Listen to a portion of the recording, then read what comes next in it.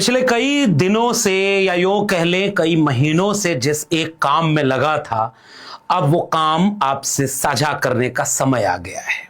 मेरी किताब जाति जनगणना अब रिलीज हो गई है और विश्व पुस्तक मेले में दिल्ली में वो आपके हाथों में रहेगी और उसके बाद आपके घर तक पहुंचनी शुरू हो चुकी होगी। मुझे इस बात को कहने में बहुत गर्व और खुशी दोनों हो रही है कि 3 जनवरी की तारीख थी, 2 साल पहले का वक्त था और 3 जनवरी 2024 को मेरी पहली किताब प्रोफेसर की डायरी उसी दिन उसकी भूमिका पूरी करके कवर पेज रिलीज किया था। उस समय यूनिवर्सिटी से निकाला गया था बोलने के, संविधान, सामाजिक न्याय और समाजवाद की बात करने के गुनाह को मेरिट पर भारी माना गया।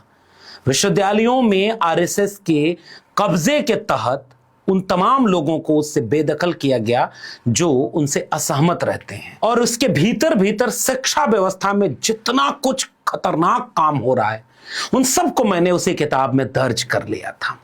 प्रोफेसर की डायरी बेस्ट सेलर रही, सबसे कम वक्त में हिंदी की लंबे समय में सबसे तेज बिकने वाली किताबों में से अव्वल रही। कई भाषाओं में, तकरीबन 5 भाषाओं में अनुवाद हो चुका है इस किताब का। और वही 3 जनवरी की तारीख, 2 साल का समय और 3 जनवरी 2026 को अपनी दूसरी सामाजिक किताब जाति जनगणना पूरी की और अब वो आपके हाथों में आने को तैयार हो चुकी है। जाति जनगणना पिछले 10 साल के मेरे वैचारिक सफर का एक दस्तावेज है। जाति जनगणना सामाजिक न्याय की उन तमाम लड़ाइयों को जो हमने दिल्ली विश्वविद्यालय में लड़ी, दिल्ली की सड़कों पर लड़ी और फिर किताबों कलम को हथियार बना करके विचारों से लड़ी अपने भीतर, और पूरे देश में फिर उस सामाजिक न्याय के परचम को, समता, न्याय, बंधुता के विचार को देश भर में ले गए। अब मुझे इस बात को कहते हुए बहुत खुशी है कि मैंने उस पूरे 10 साल के संघर्ष को इस जाति जनगणना किताब में पिरो दिया है। मेरी कोशिश थी कि जाति जनगणना जो सामाजिक न्याय के लिहाज से, बाबा साहब डॉक्टर भीमराव अंबेडकर के संविधान के लिहाज से और इस राष्ट्र को सबका राष्ट्र बनाने के लिहाज से जो सबसे बड़ा मुद्दा था, जो सबसे जरूरी सवाल था, जो सबसे ज्यादा चर्चा में होने वाला सवाल था, इस पर एक मुकम्मल किताब आ सके। इस पर बहुत सारे लेख मिल जाएंगे, कई किताबों की भी कोशिशें हुई, लेकिन ऐसी कोई किताब आप नहीं पाएंगे जिसको लोग बहुत जानते हों, पढ़ते हों, समझते हों। बीते दिनों लगभग 15 साल पहले दिलीप मंडल ने एक किताब लिखी थी, जातिवार जनगणना। शरद यादव, मरहूम शरद यादव ने उसकी भूमिका प्रस्तावना लिखी थी और वो मीडिया में जो बहसें हुई, संसद में बहस हुई या उसके बाद सवाल जवाब हुए, उनका एक संकलन था।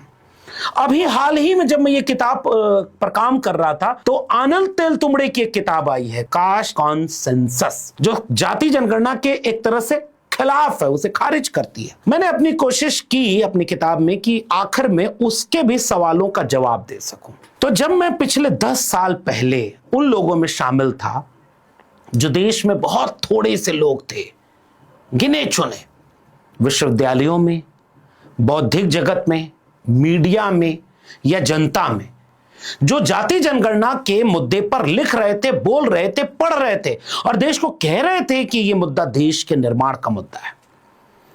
ऐसा नहीं है कि वो लोग पहले लोग थे, क्योंकि इसकी लड़ाई तो बहुत पुरानी है। इसके लिए तो जाति जनगणना पढ़िएगा, बहुत लंबी लड़ाई है और 2010 में मंडल के दौर में बहुत मजबूत हुई, मंडल के बाद मजबूत होती चली गई। समाजवादियों, अंबेडकरवादियों, संविधान को मानने वालों ने 2010 तक तो पूरी संसद को एक मत कर दिया था कि जाति जनगणना होनी चाहिए।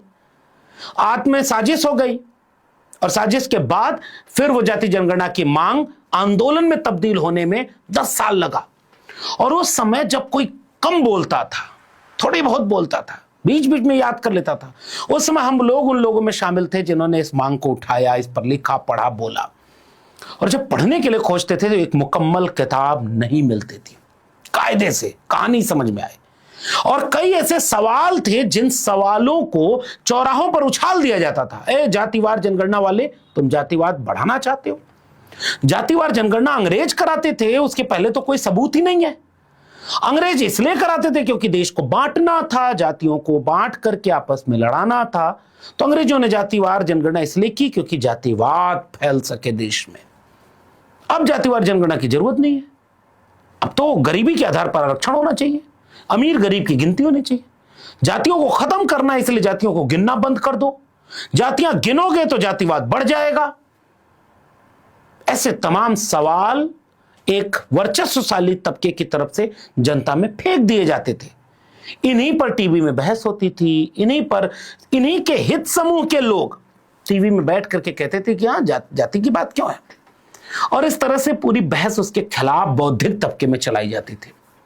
और उस जगह बहुजन तबके के लोग बहुत कम थे, थोड़े थे।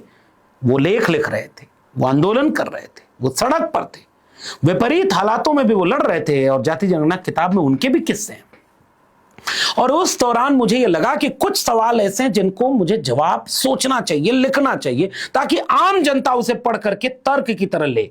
अच्छा ये बात है, तुम ये बात गलत बोलते हो, तुमने ये बताया ही नहीं कि जातिवार जनगणना अंग्रेजों की लाई हुई नहीं है। तुमने आज तक इस देश में पिछड़ों को, दलितों को, आदिवासियों को यह बताने नहीं दिया कि जातिवार जनगणना अंग्रेजों के पहले भी इस देश में हो चुकी है। मारवाड़ में कोई जनगणना हुई थी 1600 के आसपास। आईने अकबरी से लेकर के सम्राट अशोक के दरबार में, चंद्रगुप्त मौर्य के यहां, कौटिल्य के अर्थशास्त्र से लेकर के तमाम ग्रंथों में क्या गिनती कराने का कोई प्रमाण मिलता है क्या?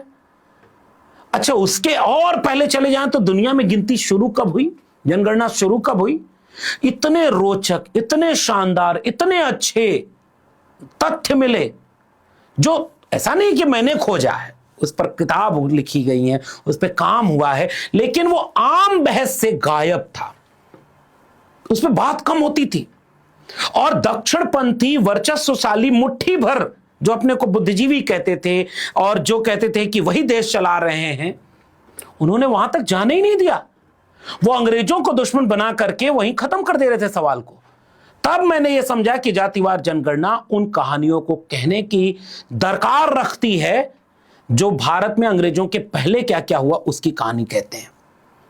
जनगणना शुरू कैसे हुई, गणना शुरू कैसे हुई, उसके बाद जनगणना में जाति का उल्लेख कैसे आया। इस देश की कई रियासतें ऐसी थीं जिसमें से आप छत्रपति शाहू जी महाराज को तो थोड़ा बहुत जानते होंगे। क्या आपने मैसूर की मिलर कमेटी की रिपोर्ट को जाना, परखा? क्या आपको सयाजी गायकवाड़ और तमाम और रियासतों के लोगों के बारे में पता है कि उन्होंने अपने अपने यहां दरबार में गिनती करवाई और उस गिनती से नीतियां बना करके वंचित, शोषित, हाशिए पर ढकेले गए लोगों को मुख्य धारा में शामिल कराया? जानने नहीं दिया गया। उसके बाद जब अंग्रेजों ने जाति जनगणना कराई तो उसके पहले भी कोई गणना हो रही थी क्या? गजेटियर क्या होता है, गजेटियर का रिश्ता इस पूरी जनगणना से कैसा है? अच्छा अंग्रेजों ने जब जाति जनगणना शुरू कर दी तो 1881, 1891, 1901, फिर 1911, 1931, जब ये लगभग 50 साल में जातियां गिनी जा रही थी तो जातियों को कैसे गिना जा रहा था, किनको किनके साथ रखा जा रहा था और किनको क्या नाम दिया जा रहा था? क्या आपको पता है कि आदिवासियों को कुछ और कह करके, बनवासी तो प्रकृति पूजक तो क्या क्या कह करके अलग अलग तरह की पहचान के झगड़े में उलझाया गया था। अच्छा अछूत कौन थे, अस्पृश्य कौन थे और दलित, बैकवर्ड, डिप्रेस, इसके पीछे की फर्क को आप जानते हैं क्या? अच्छा बैकवर्ड क्लास शब्द पहली बार कब प्रयोग में आया, पिछड़ी जातियों को किस में रखा गया? जाति जनगणना से सीधा इन चीजों का रिश्ता है। जनेऊ पहनना किसान जातियों ने शुरू किया, जनगणना से उसका रिश्ता क्या है? और जनेऊ ने कितनों की जान ले ली। जन्मना जाते शूद्र कहने वाले लोगों के सामने ही जब पिछड़ी किसान जातियों ने जनेऊ पहना तो मारे गए। फिर वो कैसे? जातियों का संगठन बना जिसका जाति जनगणना से गहरा रिश्ता है। और जाति जनगणना के जातियों से संगठन के बाद कैसे फिर त्रिवेणी संघ, backward classes league, federation, Arjak संघ, वो बन करके जाति को जमात में तब्दील करके सामाजिक, आर्थिक, राजनीतिक सवाल खड़े कर दिया। पढ़ा ही नहीं आपने? तो जनगणना में जाति जब गिनी गई तो पूरे भारत का इतिहास बदल रहा है और उसमें से 90% पिछड़ों, दलितों और आदिवासियों के बीच भयानक परिवर्तन हो रहा है। और इतने बड़े परिवर्तन संभव नहीं हो पाते अगर जाति जनगणना नहीं होती। वो परिवर्तन क्या थे, किताब में मैंने सिलसिलेवार कहानी की तरह कहा है। और उसके बाद जब भारत आजाद हुआ उसके बाद की कहानी, कमीशन बन रहा है, काका कालेलकर कमीशन से लेकर के समाजवादियों का आंदोलन, फिर बहुजन का, मनोहर कांशीराम का आंदोलन, फिर उसके बाद वामपंथियों का आंदोलन, फिर उसके बाद मंडल का आंदोलन, और मंडल के खिलाफ कमंडल और भूमंडल की साजिश। इन सब का रिश्ता कितना गहरा है जाति जनगणना से। केवल दक्षिणपंथी वर्चस्वशाली मुट्ठी भर वर्चस्ववादी लोगों ने इन सब को कह दिया कि जातिवादी हैं, इसलिए उस पर उन्हीं का नैरेटिव चलता है। और इसके बुनियादी तर्क 90% इस देश के दलित पिछड़ों को पता ही नहीं। यह किताब उन तथ्यों के साथ एक जगह सारी कहानी कह करके नई पीढ़ी के लोगों को एक समझदारी बनाने में मदद करेगी। उनसे बताएगी कि 2010 में जब जाति जनगणना पर पूरी संसद में एक राय हुई थी तो उसके बाद क्या खेल हो गया। पहले ओबीसी प्रधानमंत्री देवगौड़ा ने ऐसा क्या किया था जो अटल बिहारी वाजपेयी जैसे लोग जो समीक्षा कर रहे थे संविधान की, उन्होंने रोक दिया। और 2010 की साजिश 2011 में कैसे हुई और 2014 के बाद 2021 तक जो बीजेपी कह रही थी कि वो जाति जनगणना नहीं कराएगी, 2024 और 25 में नारा लगाकर चुनाव लड़ रही थी कि एक हैं तो सेफ हैं, बटेंगे तो कटेंगे। वो बांटेंगे, बांटने वाले आएंगे, महफिल सजाएंगे। मोदी जी बोल रहे थे, योगी बोल रहे थे, अमित शाह बोल रहे थे, नितिन गडकरी कह रहे थे जो करेगा जात की बात उसको मारूंगा कस के लात। वो लोग अचानक पहलगाम के हमले के बीच जाति जनगणना कराने का फैसला कर रहे हैं। इसकी कहानी कायदे से अभी तक लिखी नहीं गई थी।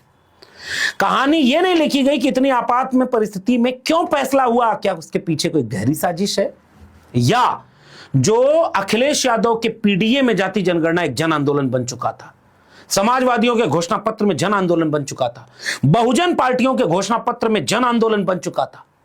पूरे देश में, चाहे वो राहुल गांधी की भारत जोड़ो यात्रा के बाद जनगणना का सवाल, जाति जनगणना का सवाल पूरे देश का सवाल बन गया था। उत्तर प्रदेश, बिहार, झारखंड, महाराष्ट्र, तमिलनाडु, पूरे देश में जाति जनगणना पर लोग पूछने लगे थे कि भाई हमारी हिस्सेदारी है कहां, विश्वविद्यालय में कहां है, डॉक्टरी में कहां है, उद्योगपति में कहां है, ब्यूरोक्रेसी में कहां है, मीडिया में कहां है, और देश कौन चला रहा है। इतनी जब मांग हो रही थी, जन आंदोलन विपक्ष बनाया था, तब बीजेपी कह रही थी जो करेगा जात की बात उसको मारेंगे कस के लात। जब बिहार राज्य जाति जनगणना कराकर तेलंगाना जाति जनगणना कराता है तो उसको खारिज करते हैं। और पहलगाम हमले के समय जाति जनगणना कराने का फैसला क्या कोई गहरी साजिश की तरफ इशारा करता है? इस पर किताब में विश्लेषण मिलेगा। विश्लेषण इस बात का कि अगर जाति जनगणना होती है तो कैसी हो, किन किन सवालों को गौर से समझना है, पसमानदा से अति पिछड़े सवाल कैसे जुड़ते हैं जाति जनगणना से, और आगे अगर जाति जनगणना हुई तो कौन सी साजिशें हो सकती हैं और कौन सी उसमें संभावनाएं हैं। इसलिए बड़ी सजगता के साथ नए आंदोलन की तैयारी होगी। यह किताब आपको वहां छोड़ेगी। इसलिए इस किताब को इस देश के हर संविधान के मानने वाले व्यक्ति को पढ़ना चाहिए। जिसे समाजवादी, सामाजिक न्याय और संविधानवादी, लोकतांत्रिक, सेकुलर भारत में यकीन है, उन्हें इस किताब को एक जगह पढ़ना चाहिए। 150 पौने 200 पन्ने में आपको सारी कहानी मिल जाएगी। और इस देश के हर दलित, हर पिछड़े, हर आदिवासी को तो जरूर पढ़नी चाहिए, क्योंकि आपके हिस्से का लड़ाई जो पुरखों ने लड़ी थी, नई पीढ़ी को नहीं पता है। मैंने एक जगह कोशिश की है कि उन लड़ाइयों को दर्ज कर सकूं। इसलिए नई पीढ़ी को इतिहास भी जानना है और नई पीढ़ी को आगे की तैयारी करनी है कि घोषणा हो जाने के बाद जाति जनगणना में कौन कौन से साजिश आपका इंतजार कर रही है और उसकी क्या तैयारी होगी, ताकि आप अपने मुकाम तक पहुंच सकें। इसके लिए भी इस किताब को आपको जरूर खरीद के पढ़ना चाहिए। मैंने लिंक अभी नीचे कमेंट बॉक्स में भी दे दिया है, खुद भी खरीदें। 500,000 रुपए का पिज्जा खरीदते हो तो खरीदें, लेकिन 500 रुपए अगर आप किताब पर खर्च करेंगे, हालांकि इसकी कीमत तकरीबन 200 के आसपास है, लेकिन ये किताब खरीदेंगे तो विचार मिलेगा, और कोई भी लड़ाई विचार से लड़ी जा सकती है। इसलिए हमने कोशिश की है, अब आगे आपकी जिम्मेदारी है। इस किताब को कितना आप पढ़ करके इस पे प्रतिक्रिया दें, इसकी टिप्पणी करें, और किताब को आप अकेले ना पढ़ें, 2-4 लोगों के लिए एक साथ खरीद लें, इससे ज्यादा पैसे इधर उधर निकल जाते हैं, और बांटें, आपस में लोगों को पढ़ाएं। विचारों से ही इंकलाब की लड़ाई तेज होगी और हमें हिम्मत मिलेगी कि हमने अपनी भूमिका सही निभाई है या नहीं। फिलहाल कमेंट बॉक्स में किताब का लिंक मिल जाएगा। अमेजन पर जाएंगे तब भी जाति जनगणना डॉक्टर लक्ष्मण यादव, इतना ही गूगल पे भी सर्च कर लेंगे तो आपको लिंक मिल जाएगा। और उसके बाद आपके शहरों में चंद हफ्तों के भीतर यह किताब पहुंचने वाली है। मैं उम्मीद करूंगा कि यह किताब सामाजिक न्याय, संविधान और समाजवादी विचार के लोगों के ताकत और हिम्मत बने। इसी उम्मीद के साथ अब यह किताब आपके हवाले। पढ़ेंगे, लड़ेंगे, जीतेंगे। बहुत बहुत धन्यवाद।